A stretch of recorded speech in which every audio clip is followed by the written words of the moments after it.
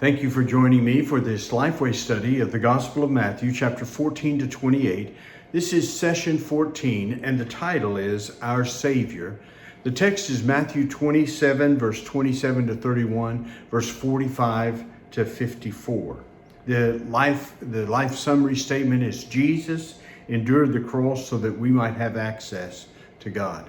I'm using the suggestion in the Explore the Bible about the Coptic Christians, and the article tells that there are 15 million Coptics who trace their ancestor to ancient Egypt, representing the oldest community in the world. And you can find some information about what they have to say about that. But I went to a site that's talking about the experience of persecution that Coptic Christians experience in Egypt. And it's by Raymond Ibrahim, Ibrahim, and it's at a website called CopticSolidarity.org.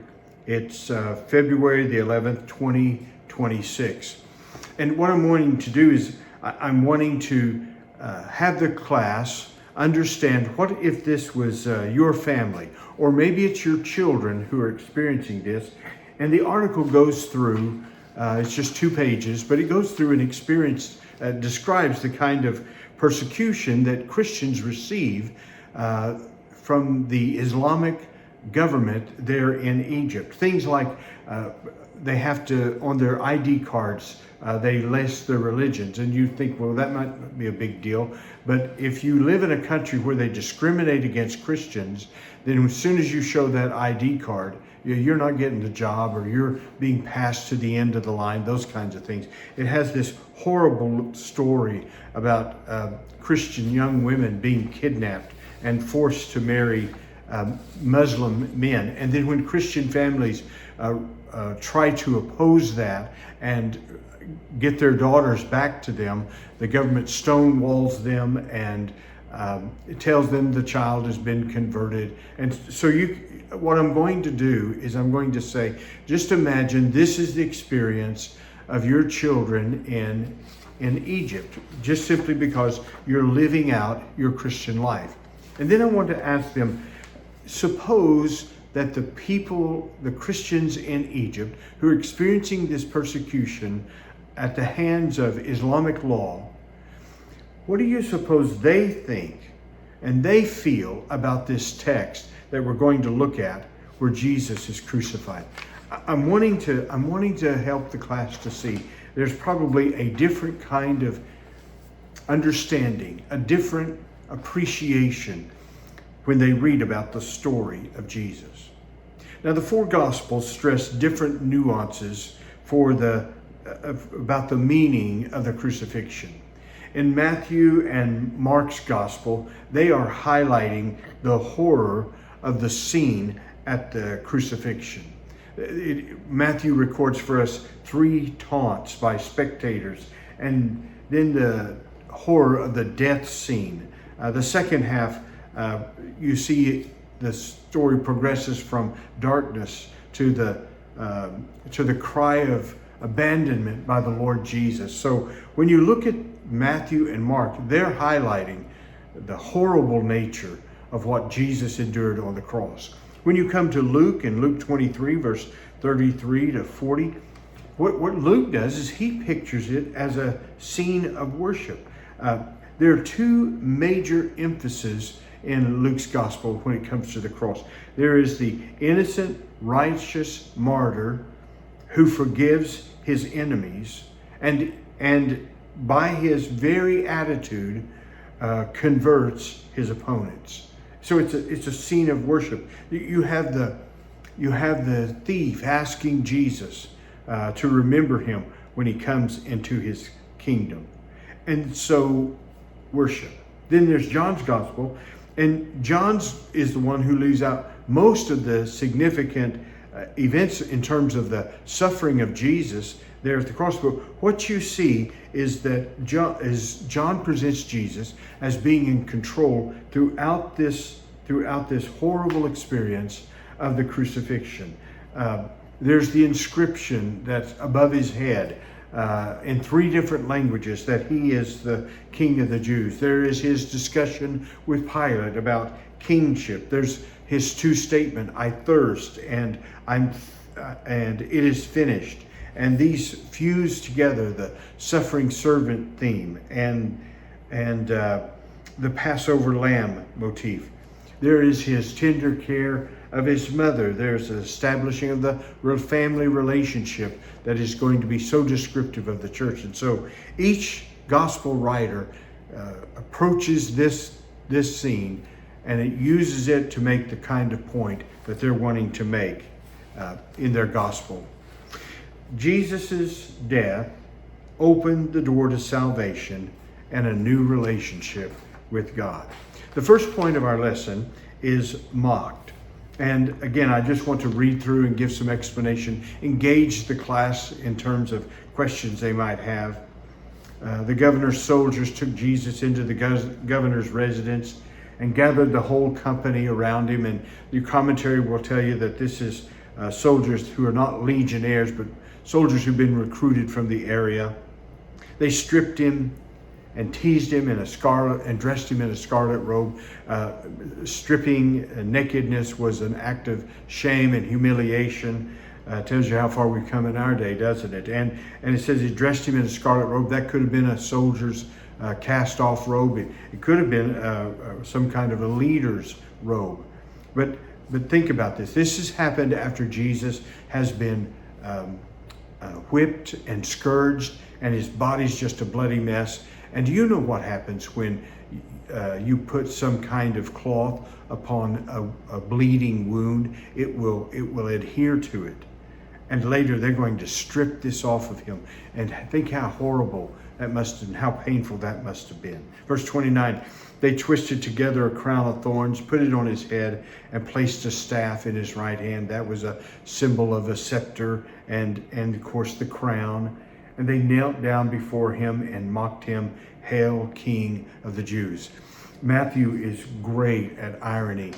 Everything that's happening here, they're mocking him about being a king, and he actually is a king. And the fact that they're kneeling before him, that is exactly what they will do one day. They spat on him, took the staff, kept hitting him on the head. All of those are fulfillment of Old Testament scriptures that are found in your study material. Verse 31, after they had mocked him, they stripped him of the robe, put his own clothes on him, and led him away to crucify him. Oftentimes, when they would lead someone away, they would also whip them on the way, and they would be naked.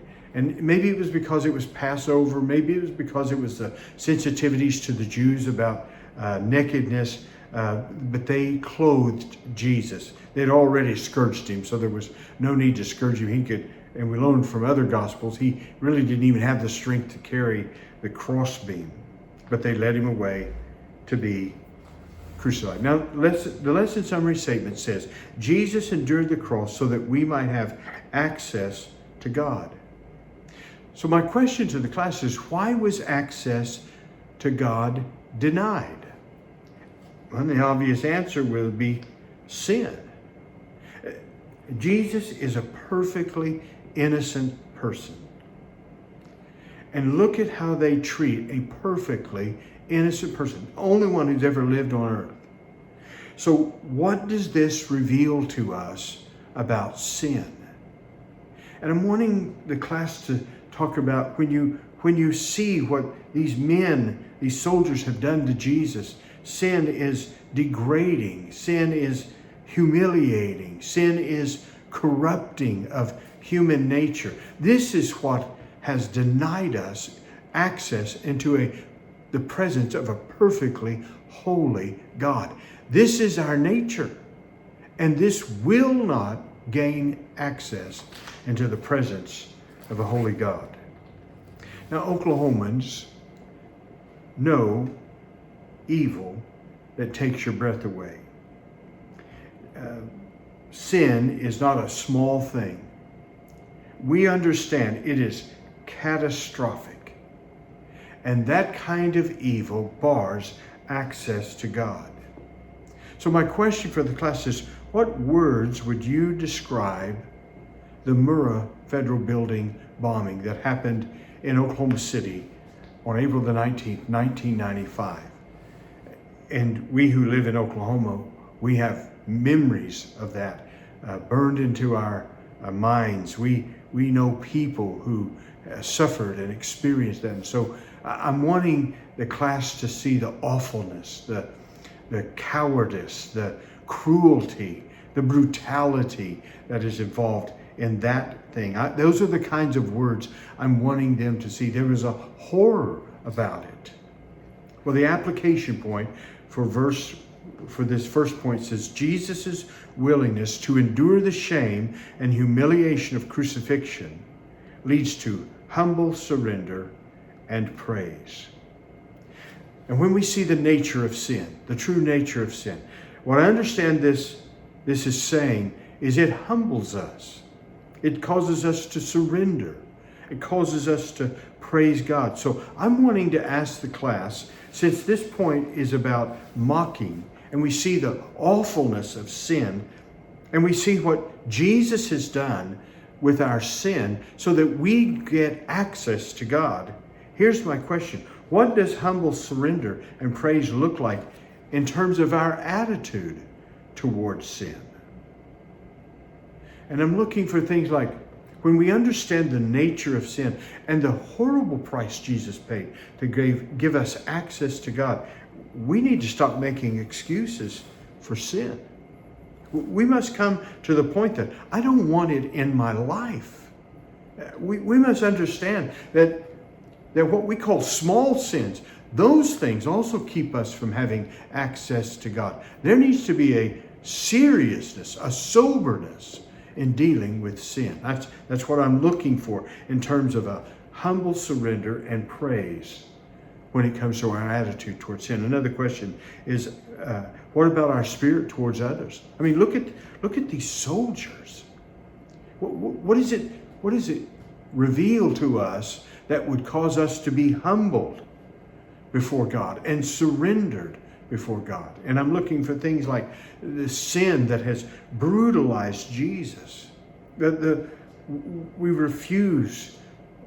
just simply refuse to treat people in those kinds of cruel ways. Or obviously we're not going to treat people in those ways, but we recognize how sin causes us to diminish others and harm other people.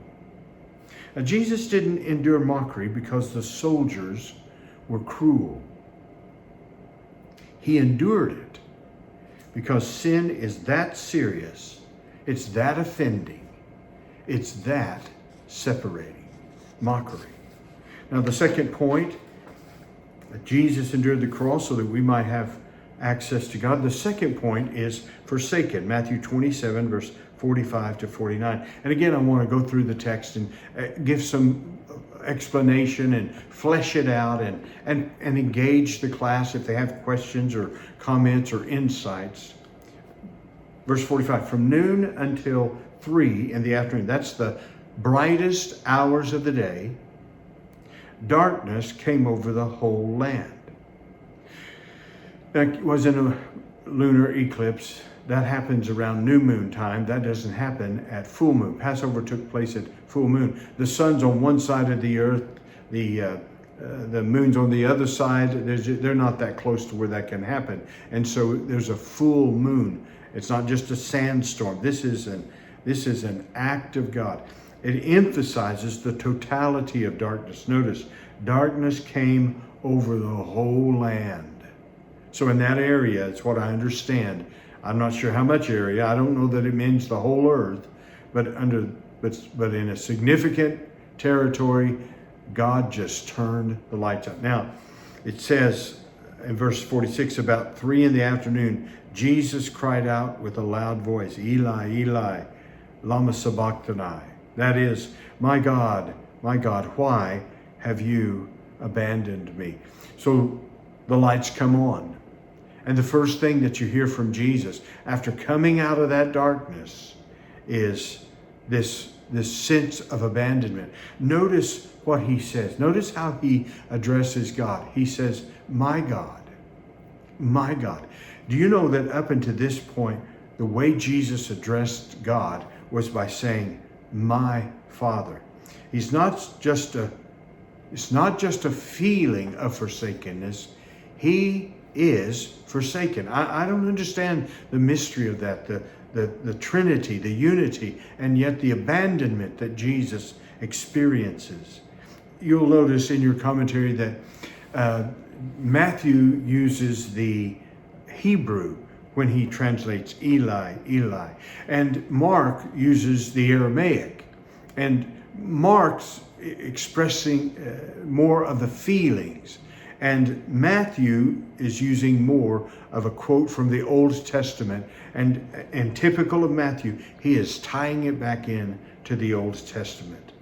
But he feels, and in some fashion, abandoned. We can't even imagine what that must have been like for the Father and the Son. They've always known this sweet intimacy. And can you imagine what it was for the Father to look upon his Son, and his Son becomes the embodiment of sin and evil in this world? Can you imagine what it must have been like for Jesus in that wonderful, pure soul of his to experience the wickedness and the evil and the brutality and the hatred of humanity? This is holy ground. This is amazement ground that happens right here. Then verse 27, when some of those standing there heard this, they said he is calling for Elijah, because the phrase sounds like Elijah. And they had the belief that Elijah would come to rescue those who were in trouble. Verse 48, immediately one of them ran and got a sponge, filled it with sour wine, put it on a stick, and offered him a drink. We don't know if he's intending to be merciful and kind, or he's wanting him to be able to speak more clearly. We're not explained about that. Your commentary will say that he offered him a drink in an imperfect tense, which could indicate the person was playing with Jesus, even as a mocking gesture, or that it took repeated attempts to hit the mark with the sponge. Verse 49, but the rest said, let's see if Elijah comes to save him. I want to ask the class, how does this passage illustrate the truth? When God seems most absent, he is most at work. Because Jesus is saying, why have you abandoned me? And yet we know that what is taking place here is God is saving the world through his Son. So I'm asking that question. How does this happen? Jesus feels this abandonment, and yet God is working out his infinite plan of salvation. Now, I've come up with a case study.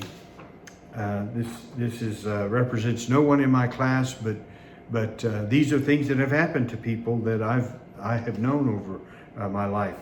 Here, let me just read it to you. You can use it if you want. At 60, Mark thought life would finally feel settled, but over the past year, everything seems to have unraveled at once. He was laid off from the company he'd worked at for 28 years. His adult children live far away and are busy with their own families. His wife's health has been declining, and he feels helpless watching her struggle. His retirement savings took a hit, and he worries constantly about the future. His prayers feel like they're bouncing off the ceiling. Mark still attends church, but sits quietly in the back. He sings the hymns, but his heart feels numb. He reads his Bible, but the words feel distant. He wonders, God, where are you? Why does it feel like you've abandoned me now when I need you most? So here's my question to the class. That's the scenario. And here's an example of maybe how God's at work in Mark's life when it feels as though he's been abandoned. Here's one example that I want to use to help them understand how I want to talk about this. For example, losing his job opened the door to part-time consulting work that gives him flexibility to care for his wife. Maybe that's a way of seeing how God is at work. He's not absent. So here's a question that I want to ask the class. I'm trying to set an example for them in terms of our discussion, and I'm wanting them to see that at times when we're feeling abandoned, God has not abandoned us. He is at work. How could his forced slowdown impact his prayer life and his Bible reading? You see, he's feeling like his prayers are bouncing off the ceiling. He reads the Bible, but it feels distant. Well, how could this imposed slowdown change that? That's what I'm wanting them to hear. I'm wanting them to come to the understanding that this is really an opportunity for him to deepen his walk with Christ. Here's another question. What could this do for his testimony to his family? Now, his children are distant, but they know what's happening with dad and mom, and they're watching dad and mom. And this is a hard time. And there are going to be hard times that come into their lives. So how could his testimony have an impact on the children that seem to be busy and living far away? Well, maybe they see his perseverance. Maybe they see his joy and his peace. And it speaks to them about their trust, about their own ability and their own faith in God. Those are the kinds of things I'm looking for. How about this one? His church family knows what's happening with him and the loss of job and so forth. And so the church family quietly rallies around him. So what would it look like for this man and his wife if his Sunday school class and his church rallies around him?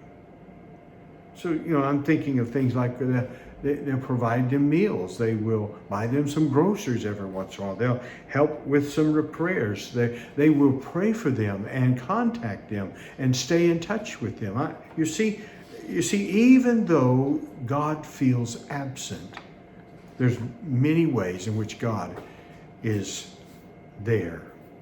One of the other things you might do is you could take the hymn, Count Your Many Blessings, and just point out that the hymn writer, John Oatman, describes difficulties that occur. But in the midst of those difficulties that are occurring, he comes back with this refrain, count your many blessings. Name them one by one. In other words, in the midst of this hardship and difficulty, develop an attitude that looks at your life to see where God is working. What an important attitude that is. What a major decision that would be. So, I want to try and draw that into the class. Third point, Son of God. Again, I just want to read and explain. Verse 50, but Jesus cried out again with a loud voice and gave up his spirit. You probably know this, that the way that people died on the crosses, they ran out of breath. Their chest cavity filled up with fluid.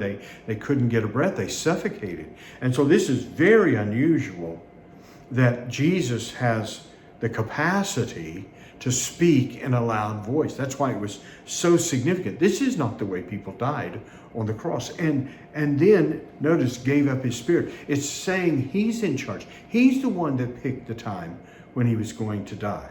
Verse 50, suddenly the curtain of the sanctuary is torn in two from top to bottom. The earth quaked and the rocks were split. You probably have read some things about the sanctuary curtain. It was like the one that separated the holy place from the Holy of Holies was about 4 inches thick. Some say that there's a curtain that was 21 inches thick. Regardless, it's simply impossible to tear that apart. In fact, its top from bottom tells us that it was a work of God. And then the earthquakes, that's oftentimes a picture of a movement of God, a power of God. So strong was it that it split rocks. The tombs were also opened, and many bodies of the saints who'd fallen asleep were raised. Matthew's the only one that records this, and some say that maybe the best way of understanding this is verse 52. There should be a period after the word opened. The tombs were also opened. That happened on Friday. And then, after the resurrection of Jesus Christ, the bodies of the saints who'd fallen asleep were raised. That's when that took place, and they entered into Jerusalem on Sunday. And they came out of the tombs after his resurrection entered the holy city and appeared to many. That would have been stunning. That's just interesting to contemplate and think about what that must have been like. We don't know if they're talking about Old Testament saints like David and Jeremiah and Moses and Abraham. Can you imagine? Or whether they were talking about those who recently had passed away, who were godly people. Verse 54. When the centurion and those with him. That's an addition that Matthew has. Mark says just the centurion. But you remember Matthew's talking to Jewish people, and they remember Deuteronomy, that you have to have at least 2 witnesses to verify something is true. And so Matthew tells us there were others that were there that experienced this, and obviously that's true because of the Roman soldier detail that would take people to be crucified. When the centurion and those with him who were keeping watch over Jesus saw the earthquake and the things that had happened, they were terrified and said, "Truly, this man was the Son of God." Now, I have a question for you. You're the centurion. You've done this probably dozens of times, maybe even more. So you've seen lots of people die, but you've never seen this. So my question is, what led this man to this profession of faith? What changed? And what I'm looking for is there are these natural witnesses that occurred: the earthquake, the darkness, those kinds of things. Astronomical and geological witnesses to the testimony, this man is the Son of God. There were also supernatural experiences that happened, like the dead who walked out. Now, obviously he didn't know that till Sunday, but there were these supernatural works of God in nature. So what are the natural evidences of God today? People can just look at this world and it's a testimony to them. There is a God. What are those things? And then what are the supernatural witnesses? So the thing that led to the conversion of the centurion are still things that are evidence and speaking to us today. There's something we use every day, but you barely notice it. A door. The door gives you access to something you need. How many doors will you use to leave church today? How many doors will you use in your time at church? And I'm just going to have the class kind of count through. You don't think about the cost of these doors. And trust me, some of those doors are very expensive. And they have electronics attached to them. And that makes them even more expensive. But what is it that is our typical response? We just walk through the door. It gives us access. One of the things you'll notice on many doors is they have crosses. And there's a history about that, about the design of the cross that's on the door. So what I'm asking the class to do is this week, you're going to go through many doors. And some of those doors will have crosses on it. And when you go through a door, whether it's the door to get into your car or the door into your home or to your business or to a restaurant, I want you to remember that door gives you access to something you want. And the greatest door is Jesus. God bless you. I'm praying for you as you teach this lesson.